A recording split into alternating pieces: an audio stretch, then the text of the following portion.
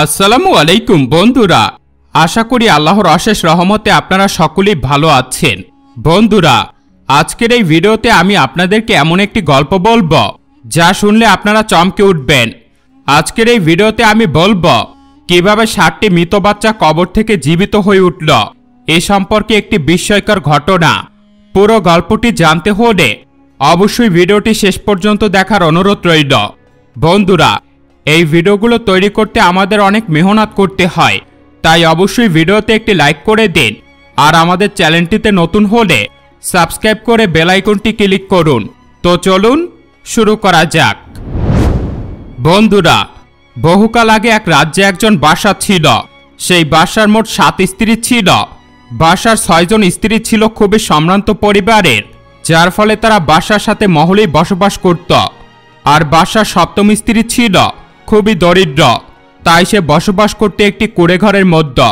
দরিদ্র ঘরের মেয়ে হওয়ার কারণে বাদশা তার 7ম স্ত্রীকে তেমন একটা ভালোবাসত না এবং তাকে স্বাচ্ছন্দ্য জীবনযাপনও দিত না। তাকে একটি কুঁড়ে ঘরের মধ্যে বাদশা রেখেছিল। আর বাকি 6 স্ত্রী ধনীর ঘরে হওয়ার কারণে তারা সকলেই অনেক স্বাচ্ছন্দ্যপূর্ণ জীবনযাপন করছিল। বাদশার 6 স্ত্রী তার 7ম স্ত্রীকে কিছুতেই দেখতে পারত না, কেননা সে ছিল দরিদ্র ঘরের মেয়ে। বাদশার 6 স্ত্রী কখনোই বাদশার 7ম স্ত্রীকে সহ্য করতে পারত না। এর কারণ হল সে ছিল দরিদ্র, তার পিতার অর্থ সম্পত্তি ছিল না। আর দরিদ্র হওয়ার পরও বাদশা তাকে বিবাহ করেছে। এজন্য বাদশার 6 স্ত্রী তার 7ম স্ত্রীকে খুবই হিংসা করত। বাদশার জীবনে ধন দৌলত, স্ত্রী সম্পত্তি সবকিছুই ছিল, শুধুমাত্র তার ঘরে কোনো সন্তান ছিল না। আর এজন্য বাদশা খুবই কষ্ট পেত এবং সন্তানদের জন্য সবসময় হাহাকার করত। বাদশার সাথে তার 7 স্ত্রীর কোনো সন্তান না থাকার কারণে তারাও খুবই পেরেশানিতে ছিল। বিবাহের অনেক বছর হয়ে যাওয়ার পরও 7 স্ত্রীর গর্ভে কোনো সন্তান আসেনি। এতে করে তারাও খুব কষ্ট পেত। কিন্তু সন্তান দেওয়া এবং সন্তান কেড়ে নেওয়া সবকিছুই তো আল্লাহর উপর নির্ভর করে। আল্লাহ তাদেরকে সন্তান দেয়নি, তাই এই জন্যই তারা মাতৃত্বের স্বাদ গ্রহণ করতে পারেননি।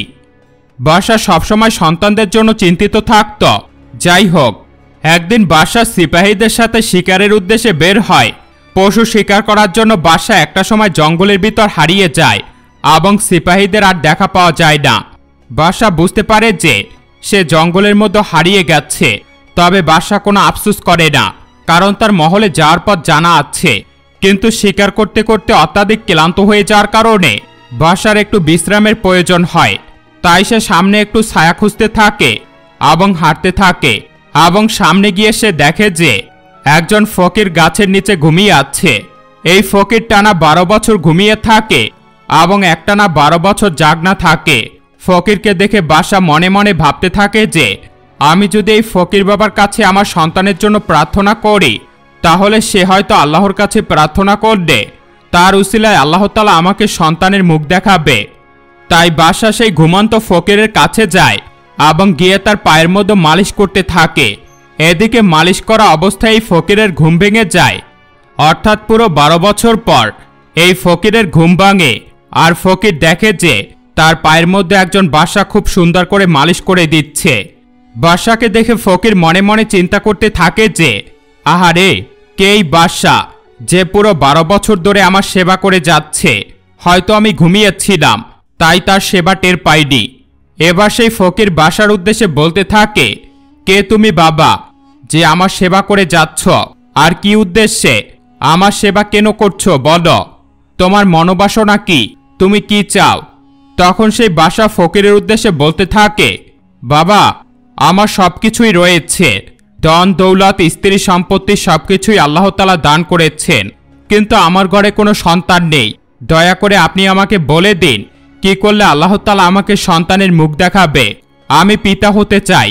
তখন ওই ফকির তাকে বলল, দেখো, সন্তান দেওয়া এবং সন্তান নেওয়া হলো আল্লাহ তাআলার হাতে, তবে আমি তোমাকে কিছু উপায় বলে দিতে পারবো। সেই উপায় অবলম্বন করলে ইনশাআল্লাহ আল্লাহ তাআলা চাইলে তুমি সন্তানের মুখ দেখবে। বাদশা তখন ওই ফকিরের উদ্দেশ্যে বলতে থাকে, বাবা, আপনি আমাকে বলুন কোন উপায় অবলম্বন করলে আমি সন্তানের মুখ দেখব।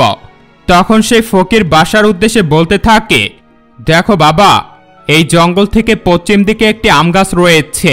তুমি সেই আম গাছের কাছে যাবে এবং আম গাছের ডাল ধরে নাড়া দিবে এবং তুমি 2 বার নাড়া দিবে এবং যতগুলো আম কুড়িয়ে পাবে 2 বার নাড়া দিয়ে সেগুলো নিয়ে তুমি আমার কাছে আসবে, তারপর আমি তোমাকে বাকিটা বলবো। বাদশাহ ফকিরের কথা মতো জঙ্গলের পশ্চিম দিকে হাঁটতে থাকে এবং দেখে যে আসলেই একটি আম গাছ রয়েছে আর সেই আম গাছের মধ্যে অনেক আম। এরপর বাদশাহ ফকিরের কথা মতো গাছের একটি ডাল ধরে প্রথমবার নাড়া দেয়, যার ফলে 6টি আম মাটিতে পড়ে। বাদশাহ আবারও ফকিরের কথা মতো গাছটিতে দ্বিতীয়বার ডাল ধরে নাড়া দেয়, যার ফলে আরও একটি আম মাটিতে পড়ে। এই 2 বার নাড়া দেওয়ার কারণে আম গাছ থেকে মোট 60টি আম পড়ে। এবার এই 60টি আম কুড়িয়ে বাদশাহ ফকিরের কাছে যায় এবং গিয়ে বলে, বাবা, এই দেখুন, আমি 2 বার গাছ নাড়া দিয়ে মোট 60টি আম কুড়িয়ে পেয়েছি। প্রথমবার নাড়া দেওয়ার ফলে 6টি আম পড়েছে আর দ্বিতীয়বার গাছ নাড়া দেওয়ার পরে 1টি আম পড়েছে, মোট 60টি আম এখানে আছে। এরপর ফকির বাদশাহকে বলতে থাকে, তুমি এই আমগুলো তোমার 7 স্ত্রীর মধ্যে সমানভাবে ভাগ করে দিবে এবং তারা যখন এই আমগুলো খাবে ইনশাআল্লাহ আল্লাহর রহমতে তারা গর্ভবতী হবে এবং তুমি সন্তানের মুখ দেখতে পারবে। বাদশাহ এই কথা শুনে খুবই খুশি হয়ে গেল। সে মনে মনে স্বপ্ন বুনতে লাগল তার ঘরে এবার সন্তান আসবে। যাই হোক, বাদশাহ এবার সেই 60টি আম নিয়ে তার মহলের উদ্দেশ্যে রওনা দিল এবং অবশেষে মহলে গিয়ে পৌঁছালো এবং বাদশাহ সেই 60টি আম তার 6 স্ত্রীর মধ্যে ভাগ করে দিল এবং তার 6 স্ত্রীর উদ্দেশ্যে বলতে লাগলো, আমি এক ফকিরের কাছ থেকে এই আমগুলো নিয়ে এসেছি। এই আমগুলো যদি তোমরা খাও তাহলে অবশ্যই তোমরা গর্ভবতী হবে এবং আমার উত্তরাধিকার আসবে। কিন্তু বাদশাহ তার 7ম স্ত্রীর কথা ভুলে গিয়েছিল, যে জঙ্গলের একটি কুঁড়েঘরের মধ্যে বাস করে। বাদশাহ 60টি আমের মধ্যে 1টি আম তার সেই স্ত্রীকে দিল না। আসলে বাদশাহ তার 7ম স্ত্রীর কথা একেবারে ভুলেই গিয়েছিল। বাদশাহ ভুলে গিয়েছিল যে ফকির বাবা বলেছে 60টি আম তার 7 স্ত্রীর মধ্যে ভাগ করে দেওয়ার কথা, কিন্তু সে ভুলে গিয়ে 60টি আম তার 6 স্ত্রীর মধ্যে ভাগ করে দেয়। এরপর বাদশাহ আমগুলো সেখানে রেখে চলে যায়। এরপর আমগুলো পেয়ে তার 6 স্ত্রী একে অপরকে বলতে থাকে, আরে, আম খেলে বুঝি কেউ গর্ভবতী হয়? নিশ্চয়ই ওই ফকির বাদশাহকে বোকা বানিয়েছে, সুতরাং আমরা এই আম খাবো না। তাই সকলেই আমগুলো মহলের বাইরের দিকে ফেলে দেয়। এদিকে বাদশাহ 7ম স্ত্রী কোনোভাবে জানতে পারে যে বাদশাহ এক ফকিরের থেকে আম এনেছে, যে আমগুলো খাওয়ার মাধ্যমে তার স্ত্রীরা গর্ভবতী হবে। কিন্তু বাদশাহ 6 রানী সেই আমগুলো কায়দা করে মহলের বাইরে ফেলে দেয়। আর এই কথা শোনার পর বাদশাহ 7ম স্ত্রী লুকিয়ে লুকিয়ে মহলের বাইরে যায় এবং সেই আমগুলো দেখতে পায়। আর সে সেই আমগুলো দেখে সেগুলো কুড়িয়ে তার ঘরে নিয়ে আসে এবং সেই আমগুলো সে খেয়ে ফেলে। এর বেশ কিছুদিন পর বাদশাহ 7ম স্ত্রীর মধ্যে বেশ কিছু শারীরিক পরিবর্তন লক্ষ্য করা যায়, অর্থাৎ যে শারীরিক পরিবর্তনগুলো একজন গর্ভবতী মায়ের মধ্যে হয়ে থাকে সেই পরিবর্তনগুলোই তার মধ্যে লক্ষ্য করা যায়। আর সে তার এই শারীরিক পরিবর্তন দেখে মহল থেকে একজন দাইমাকে ডেকে আনে, কেন তার এই পরিবর্তন হচ্ছে তা জানার জন্য। দাইমা বাদশাহ 7ম স্ত্রীর শারীরিক পরিবর্তনগুলো লক্ষ্য করে বুঝতে পারে যে সে গর্ভবতী হতে চলেছে। আর একথা দাইমা তার 7ম স্ত্রীকে জানায়। একথা শুনে 7ম স্ত্রী আনন্দে আত্মহারা হয়ে পড়ে এবং আল্লাহর কাছে শুকরিয়া আদায় করতে থাকে। এরপর দাইমা যখন বাদশাহ 7ম স্ত্রীর ঘর থেকে বের হচ্ছিল তখনই দেখতে পেল যে অপর পাশ থেকে বাদশাহ তার স্ত্রীর কাছে আসছে। তখন দাইমা বাদশার কাছে যায় এবং বলে যে, হুজুর, আপনার 7ম স্ত্রী গর্ভবতী হতে চলেছে এবং আমি তার অনেক শারীরিক পরিবর্তন লক্ষ্য করেছি। আর সে পরিবর্তন দেখেই আমি বুঝতে পেরেছি যে আপনার স্ত্রী গর্ভবতী হতে চলেছে। বাদশাহ একথা শুনে একেবারে আনন্দে আত্মহারা হয়ে পড়ল। আর এরপর থেকেই বাদশাহ তার 7ম স্ত্রীকে খুবই ভালোবাসতে শুরু করল। এর পাশাপাশি সে মহল থেকে অনেকজন দাসদাসী তার স্ত্রীর খেদমতে নিয়োগ করল, যাতে করে তার গর্ভবতী স্ত্রীর কোনো ক্ষয়ক্ষতি না হয়। এরপর বাদশাহ মহলে এসে তার 6 স্ত্রীকে গর্ভবতী হওয়ার কথাটি খুলে বলে। বাদশাহ বলে যে আমার 7ম স্ত্রী গর্ভবতী হতে চলেছে, অতঃপর আমার বংশে আলো আসতে চলেছে, আমার উত্তরাধিকার আসতে চলেছে, আল্লাহ তাআলা আমাকে সন্তান দান করতে চলেছেন। এদিকে একথা শোনার পর তো বাদশার 6 স্ত্রী রাগে হিংসায় জ্বলে পড়ে যাচ্ছিল। বাচ্চা হওয়ার কথা শুনে বাদশাহ প্রথম স্ত্রী বাকি 5 জন স্ত্রীর উদ্দেশ্যে বলতে লাগল, বাদশার ঘরে এখন সন্তান আসবে। ওই চাকরানির ঘরে যদি বাদশার বংশধর আসে তাহলে তাকেই বাদশা সবথেকে বেশি ভালোবাসবে আর আমাদের কপাল পড়বে। বাদশার দ্বিতীয় স্ত্রী বলতে থাকে, এখন যদি বাদশার সপ্তম স্ত্রীর ঘরে সন্তান আসে তাহলে বাদশা আর আমাদেরকে মূল্য দিবেন না। বাদশার তৃতীয় স্ত্রী বলতে থাকে, এখন যদি বাদশার ঘরে সন্তান আসে তাহলে সেই সকল সম্পত্তি পাবে, আমরা কিছুই পাবো না। বাদশার চতুর্থ স্ত্রী বলতে থাকে, এখন যদি বাদশার ঘরে সন্তান আসে তাহলে আমরা সবকিছু থেকে বঞ্চিত হব। বাদশার পঞ্চম স্ত্রী বলতে থাকে, বাদশার ঘরে যদি এখন সন্তান হয় তাহলে সে তার সপ্তম স্ত্রীকে সবথেকে বেশি ভালোবাসবে। আর বাদশার ষষ্ঠ স্ত্রী বলতে থাকে, বাদশার ঘরে সন্তান আসা মাত্রই সে আমাদের সকলকে তাড়িয়ে দিবে। অর্থাৎ বাদশার 6 জন স্ত্রী একেবারে জ্বলে পুড়ে ছারখার হয়ে যাচ্ছিল যখন থেকে শুনতে পেরেছিল যে বাদশার সপ্তম স্ত্রী গর্ভবতী হতে চলেছে। এরপর তারা একে অপরের উপর যুক্তি করে বলতে লাগলো, এখন যদি বাদশার আগত সন্তানকে আমরা মেরে ফেলি তাহলে কিছুতেই আর বাদশা তার সপ্তম স্ত্রীকে ভালোবাসবে না এবং আমাদেরও কপাল পড়বে না। এরপর তারা খোঁজ নিয়ে দেখল যে মহল থেকে একজন দাইমা বাদশার সপ্তম স্ত্রীর দেখভাল করার দায়িত্ব নিয়েছে। তাই তারা ঠিক করলো যে ওই দাইমাকে দিয়েই তারা বাদশার সন্তানদেরকে মেরে ফেলবে। এরপর 6 রানী এই দাইমাকে ডেকে পাঠায় এবং দাইমা আসলে তার উদ্দেশ্যে বলে যে তুমি ঠিকই বাদশার সপ্তম স্ত্রীর বাচ্চা প্রসবের সময় থাকবে, তবে কিন্তু তুমি সেই বাচ্চাকে অবশ্যই মেরে ফেলবে আর এর বিনিময়ে তোমাকে আমরা অনেক স্বর্ণ মুদ্রা দিব। প্রথমে দাইমা বাচ্চা মারার কথা শুনে একেবারে অবাক হয়ে যায়, কিন্তু সে অনেক লোভী ছিল তাই সে লোভ সামলাতে পারল না, তাই সে এই কথায় রাজি হয়ে যায়। 10 মাস 10 দিন পর এবার সেই দিনটি আসলো যেই দিন রাজার সপ্তম রানীর প্রসব বেদনা উঠল। এবার দাইমা রাজার এই সপ্তম রানীকে বলতে লাগলো, দেখো আমি তোমাকে যেভাবে বলছি সেভাবে করো, তুমি সন্তান জন্ম দেবে ঠিকই আর আমি এতে তোমাকে সাহায্য করব অবশ্যই, তবে তোমাকে আমি চোখ বেঁধে দিব যাতে তুমি কিছু দেখতে না পারো, কারণ তুমি যদি চোখ খোলা রাখো তাহলে প্রসবের সময় তুমি অনেক কষ্ট পাবে। রাজা সপ্তম রানী সেই দাইমার উদ্দেশ্যে বলতে লাগলো, দেখুন আপনি এতদিন আমার সেবা যত্ন করেছেন, সুতরাং আপনি যেটা ভালো মনে করেন সেটাই করবেন, আপনি আমার চোখ বেঁধে দেন।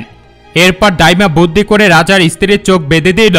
এরপর চোখ বাঁধা অবস্থাতেই রাজার সপ্তমতম স্ত্রী একে একে 6টি পুত্র সন্তান এবং একটি কন্যা সন্তানের জন্ম দিল।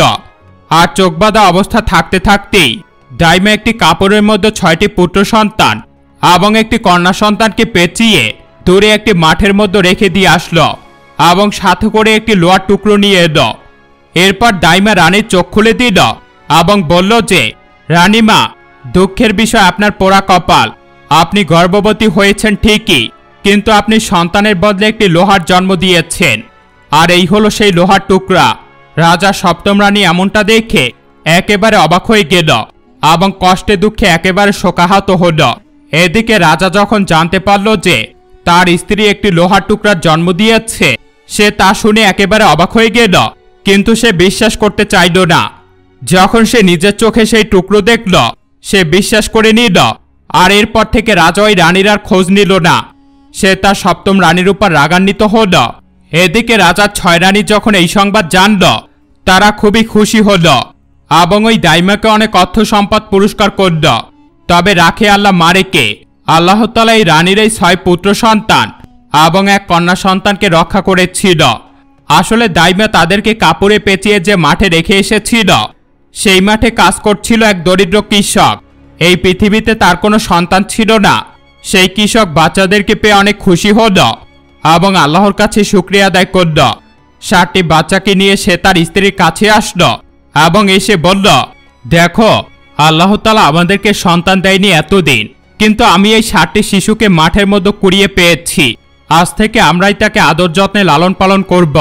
এরপর কৃষক এবং তার স্ত্রী ধীরে ধীরে 7টি বাচ্চাকে বড় করে তুলে, তবে তাদের গায়ের রং এবং আচার আচরণ দেখে বোঝা যাচ্ছিল যে তারা কোনো বাদশার সন্তানই হবে। আর একথা যখন চারদিকে ছড়িয়ে পড়ে তখন 6 রানীর কানে আসে যে বাদশার সন্তানরা এখনো মৃত্যুবরণ করেনি, বরং এক কৃষকের ঘরেই তারা বড় হয়ে উঠেছে। একথা বাদশার রানীরা জানতে পেরে দাইমাকে আবারও ডেকে পাঠায় এবং বলে যে, তুমি কি বাদশার সন্তানদেরকে সেদিন হত্যা করোনি? তখন দাইমা বলে যে, আমি আসলে তাদেরকে হত্যা করতে পারিনি, কিন্তু তাদেরকে একটি মাঠে রেখে এসেছি। তখন বাসার 6 রানী দাইমাকে বলে, আগের কথা বাদ দাও, এখন যদি তুমি তাদেরকে হত্যা করতে পারো তাহলে তোমাকে আমরা আরো পুরস্কার দিব। আর দাইমা সেই পুরস্কারের লোভে আবারও রাজার বাচ্চাদেরকে মারার জন্য রাজি হল এবং পরিকল্পনা করতে লাগল। একদিন সে দেখল যে মাঠের মধ্যে রাজার 7 সন্তান খেলা করছে। তখন সে মনে মনে ঠিক করলো যে সে তাদেরকে বিষ দিয়ে মারবে। তাই সে তার ঘরে গেল এবং রুটি বানানো শুরু করল আর রুটির মধ্যে সে বিষ মিশিয়ে দিল। এরপর সে সেই বাচ্চাদের কাছে আসলো এবং খুব স্নেহ স্বরে বলল, বাচ্চারা, তোমরা খেলা করছো, আমি তোমাদের জন্য মজার রুটি বানিয়ে নিয়ে এসেছি, তোমরা এগুলো খাও। বাচ্চাদের মন খুবই নরম আর এই মজার রুটি দেখে তারা লোভ সামলাতে পারল না। ফলে তারা বিষ মিশানো রুটি খেয়ে ফেলল আর প্রত্যেকেই একে একে মারা গেল। এদিকে দাইমা বাচ্চাদেরকে বিষ দিয়ে মারার পর মহলে গিয়ে রানীদেরকে বলল যে সে বাচ্চাদেরকে মেরে ফেলেছে। আর রানীরা এ খবর শুনে তাকে পুরস্কার দিল এবং তারাও আনন্দে আত্মহারা হয়ে উঠল। অন্যদিকে কৃষক এবং তার স্ত্রী চিন্তায় পড়ে গেল এই ভেবে যে বাচ্চারা কেন এখনো মাঠ থেকে খেলা শেষ করে আসছে না। তাই তারা মাঠে গেল এবং গিয়ে দেখল যে তাদের সকল সন্তান সেখানেই মৃত্যুবরণ করেছে। সন্তানদের মৃতদেহ দেখে তারা দুজনেই অনেক কাঁদতে লাগল। এরপর হঠাৎ কৃষকের মনে হলো যে এই গ্রামের পাশেই একজন ফকির বাবা থাকে, হয়তোবা তিনি চাইলে কিছু একটা করতে পারেন। কৃষক দৌড়ে সেই ফকিরের কাছে গেল। আসলে এই ফকির হলো সেই ফকির যে বাদশাকে আমফল দিয়েছিল। কৃষক গিয়ে সেই ফকিরকে বলতে থাকে, বাবা, আমার সন্তানগুলো বিষক্রিয়া আক্রান্ত হয়ে মৃত্যুবরণ করেছে। আমাদের সন্তান ছিল না, কিন্তু আল্লাহ তাআলা তাদেরকে আমাদেরকে দিয়েছেন। দয়া করে আপনি তাদেরকে বাঁচানোর ব্যবস্থা করুন। তখন ফকির তার হাতের একটি আঙ্গুল কাটল এবং এতে বেশ কিছুটা রক্ত একটি পাত্রের মধ্যে দিল এবং দিয়ে বলল, দৌড়ে তুমি এই পানিগুলো তাদের উপর ছিটিয়ে দাও, বেশি দেরি করো না, বেশি দেরি করলে তাতে আর বাঁচবে না। এরপর কৃষক দৌড়ে সেই পানিগুলো নিয়ে সন্তানদের কাছে গেল এবং তাদের প্রত্যেকের গায়ে পানি ছিটিয়ে দিল এবং আল্লাহর অশেষ রহমতে অলৌকিকভাবে তারা জীবিত হয়ে গেল। আর এই অলৌকিকতার খবর যখন চারদিকে ছড়িয়ে পড়ে তখন 6 রানী আবারও জানতে পারল যে সেই সন্তানরা এখনো মরেনি, বরং তারা বেঁচে আছে। তারা আবারও সেই দাইমাকে ডেকে পাঠায় এবং বলে যে তুমি তো বাচ্চাদেরকে মারতে পারোনি। দাইমা বলে, আমি তাদেরকে মেরেছি, কিন্তু কিভাবে যেন তারা বেঁচে গেল আমি বুঝতে পারছি না। তখন রানীরা আবারও বলে, বেশ, তুমি আবারও যাও এবং তাদেরকে মেরে ফেলল, এর বিনিময়ে তোমাকে আমরা অনেক কিছু দান করব। দাইমা আবারও লোভে পড়ে যায়। এবার সে ঠিক করে যে বাচ্চাদেরকে রুটির মধ্যে বিষ দিয়ে নয়, বরং মিষ্টি বানিয়ে তার মধ্যে বিষ দিয়ে সে খাওয়াবে। একদিন মিষ্টির মধ্যে দাইমা বেশ কিছু বিষ মিশিয়ে দেয় এবং সেগুলো নিয়ে খেলার মাঠে যায় এবং গিয়ে সন্তানদেরকে উদ্দেশ্য করে বলে, বাচ্চারা, তোমরা কি মিষ্টি খাবে? বাচ্চারা প্রথমে ভাবে যে এই দাইমা তো আমাদেরকে রুটি দিয়েছিল, যার ফলে আমরা মৃত্যুবরণ করেছি। তবে এবার সে মিষ্টি বানিয়ে নিয়ে এসেছে, নিশ্চয়ই এর মধ্যে বিষ নেই। তাই তারা আপন মনে মিষ্টি খেতে থাকে এবং আবারও তারা বিষক্রিয়া আক্রান্ত হয়ে প্রত্যেকেই মৃত্যুবরণ করে। কৃষক আবারও মাঠে যায় আর গিয়ে দেখে যে 7 সন্তান মৃত্যুবরণ করেছে। তার আবারও সেই ফকির বাবার কথা মনে হয় এবং সে দৌড়ে ফকির বাবার কাছে যায়। ফকির বাবাকে গিয়ে সমস্ত ঘটনা খুলে বলে। তখন ফকির বাবা বলে, দেখো, আমি প্রথমবার তাদেরকে বাঁচাতে পেরেছি, কিন্তু এবার আমার পক্ষে তাদেরকে বাঁচানো সম্ভব নয়। কিন্তু কৃষক এটা কিছুতেই মানতে চায় না। সে ফকির বাবাকে অনেক আবদার করে। অতঃপর ফকির বাবা বলে, বেশ, তাহলে আমি যেটা বলছি সেটা করো। তুমি মোট 8টি কবর খনন করবে। 7টি কবরে তোমার 7 সন্তানকে কবর দিবে এবং বাকি একটি কবরে তুমি আমাকে জীবন্ত কবর দিবে। এরপর আল্লাহর ইচ্ছায় এই সন্তানেরা মায়ের হাতে স্পর্শ পেলেই তারা জীবন্ত অবস্থায় উঠবে। কৃষক কথা মতো 8টি কবর খনন করল এবং তার সন্তান এবং ফকির বাবাকে কবর দিল। এর কিছুদিন পর সেই কবর থেকে খুব সুন্দর গোলাপ ফুল ফুটে উঠল। একদিন বাসার একজন সিপাহী সেই কবরের পাশ দিয়ে যাচ্ছিল। তার গোলাপের দিকে নজর পড়ল, কিন্তু সে যখনই গোলাপগুলো ছিঁড়তে চাইল তখন কবর থেকে একজন বলে উঠল যে, ভাইয়া, আমি কি এই লোককে ফুল ছিঁড়তে দিব? তখন পাশ থেকে কয়েকটি শিশু সন্তান বলল যে, বাবাকে জিজ্ঞেস করো। তখন ফকির বাবা বলল যে, না, যতক্ষণ পর্যন্ত তোমাদের মা না আসবে তোমরা কিছুতেই কাউকে ফুল ছিঁড়তে দিবে না। এমন দৃশ্য দেখে ওই সিপাহী একেবারে অবাক হয়ে গেল। সে সাথে সাথে বাসার কাছে গেল এবং সমস্ত ঘটনা খুলে বলল। বাসায় ঘটনা প্রদর্শন করার জন্য সেই কবরের কাছে আসলো এবং সেও একটি ফুল ছিঁড়তে গেল। তখন এই একই ঘটনা ঘটল। একটি ছোট মেয়ে কবর থেকে বলে উঠল, ভাইয়া, আমি কি এই রাজাকে ফুল ছিঁড়তে দেব? তখন পাশ থেকেই ছোট শিশু ছেলেদের কণ্ঠে আওয়াজ আসলো, বাবাকে প্রশ্ন করো। তখন পাশ থেকে ফকির বাবার কণ্ঠের মতো কেউ একজন বলে উঠল, না, যতক্ষণ পর্যন্ত তোমাদের মা এসে ফুল ছিঁড়ছে ততক্ষণ পর্যন্ত কাউকে ফুল ছিঁড়তে দিবে না। বাদশা তো ফকিরের কণ্ঠ চিনে ফেলল। সে মনে মনে ভাবল যে এই কবরের মধ্যে হয়তো বাদশার সন্তানরা রয়েছে। আর সে তার 6 রানীকে ডেকে পাঠালো এবং বলল যে, তোমরা একে একে ফুলগুলো ছিঁড়ো। বাদশা ভেবেছিল হয়তোবা তার সন্তানদেরকে এখানে কবর দেওয়া আছে, আর তার সন্তানরা ভিতর থেকে বলছে যে যতক্ষণ না পর্যন্ত মা তাদের ফুল ছিঁড়বে ততক্ষণ পর্যন্ত তারা কাউকে ফুল ছিঁড়তে দিবে না। তাই বাদশা তার রানীদেরকে ফুল ছিঁড়তে বলল। কিন্তু একে একে 6 রানী ফুল ছেঁড়ার চেষ্টা করল, কিন্তু কেউই গাছের ফুল ছিঁড়তে পারল না। এবং ভিতর থেকে সেই একই কথা ভেসে আসছিল, যতক্ষণ না পর্যন্ত তোমাদের মা সেই ফুল স্পর্শ করে ততক্ষণ পর্যন্ত কাউকে ফুল ছিঁড়তে দিবে না। অতঃপর বাদশা তার 7ম স্ত্রীর কথা মনে পড়ল। সে তার 7ম স্ত্রীকে এই কবরের পাশে ডেকে পাঠালো। অতঃপর সে তার 7ম স্ত্রীকে বলল, তুমি এই কবর থেকে ফুল তোলার চেষ্টা করো। এবং তার 7ম স্ত্রী যখন কবরের মধ্যে স্পর্শ করল, সাথে সাথেই কবর থেকে 7টি ছেলে শিশু এবং একটি মেয়ে শিশু ভেসে উঠল। এর পাশাপাশি সেই ফকির বাবা কবর থেকে উঠে এলো। এই দৃশ্য দেখে তো রাজা একেবারে অবাক হয়ে গেল। এর পাশাপাশি 7 রানী অবাক হয়ে গেল। ফকির বাবা কবর থেকে উঠে বাদশাকে সমস্ত ঘটনা খুলে বলে। 6 রানী কি করে তার সন্তানদেরকে হত্যা করার চেষ্টা করেছে সে সম্পর্কে সমস্ত কিছু খুলে বলল। রাজা একথা শুনে খুবই লজ্জিত হল। সে রেগে গেল।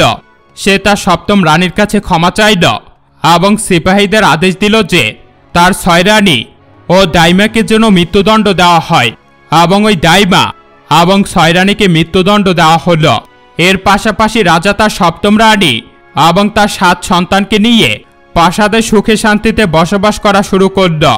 আর সেখানে ওই কৃষক এবং তার স্ত্রীও বসবাস করা শুরু করল, যারা রাজার সন্তানদেরকে লালন পালন করেছিল। অতঃপর সবাই সুখে শান্তিতে রইল। তো বন্ধুরা, এই ছিল আমাদের আজকের ভিডিও। ভালো থাকবেন, সুস্থ থাকবেন। আল্লাহ হাফেজ।